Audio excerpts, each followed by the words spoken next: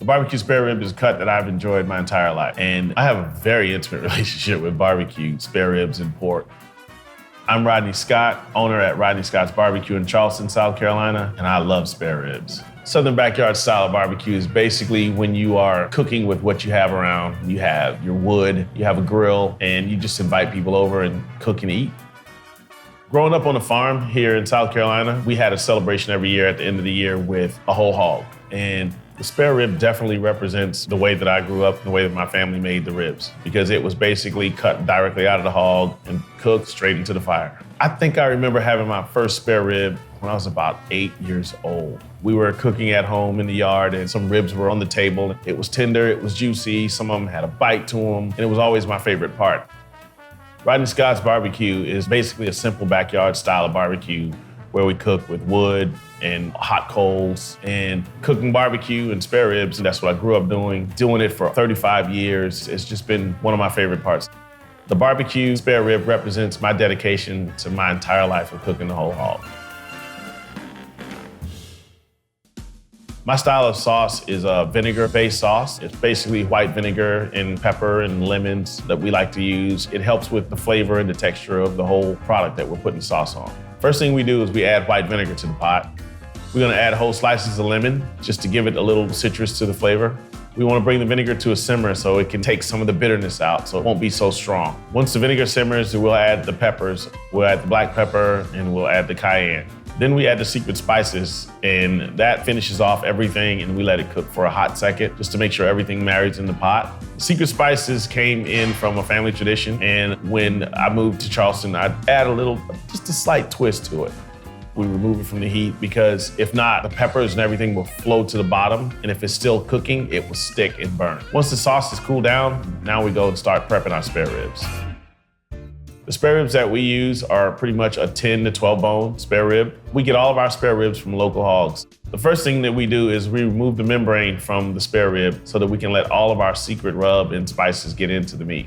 We grab our special rub and we sprinkle it all over the spare rib. We turn it over and we sprinkle it on both sides. The special rub is basically some paprika, a little bit of cayenne pepper, a little bit of black pepper, some kosher salt, and several other secret ingredients.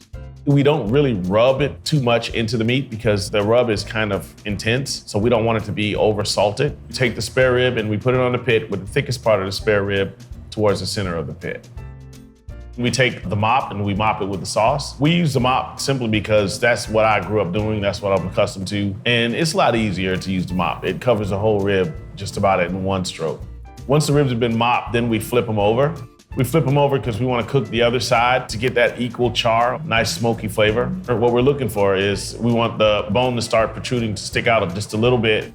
To finish the rib, we mop the second side and then we flip it back over again to make sure that everything is done and everything's tender and the rib starts to bend when it's done.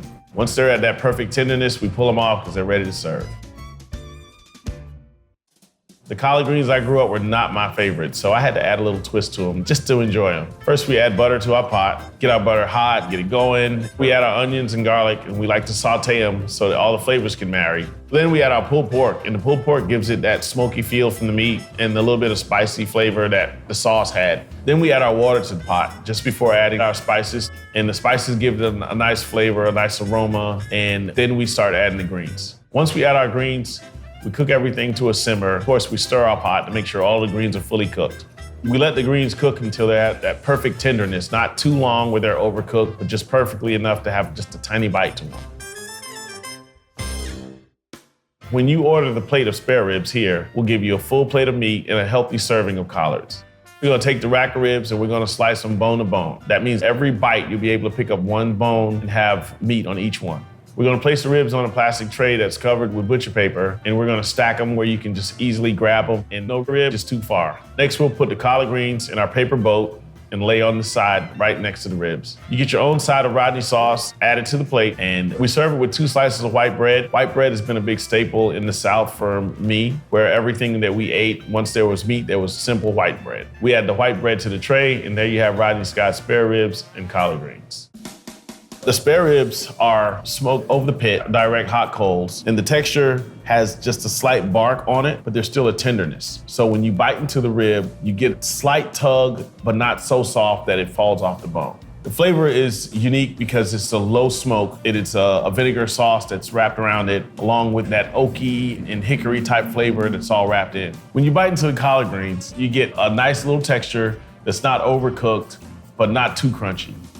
I love sharing spare ribs with the people that come in and enjoy my barbecue.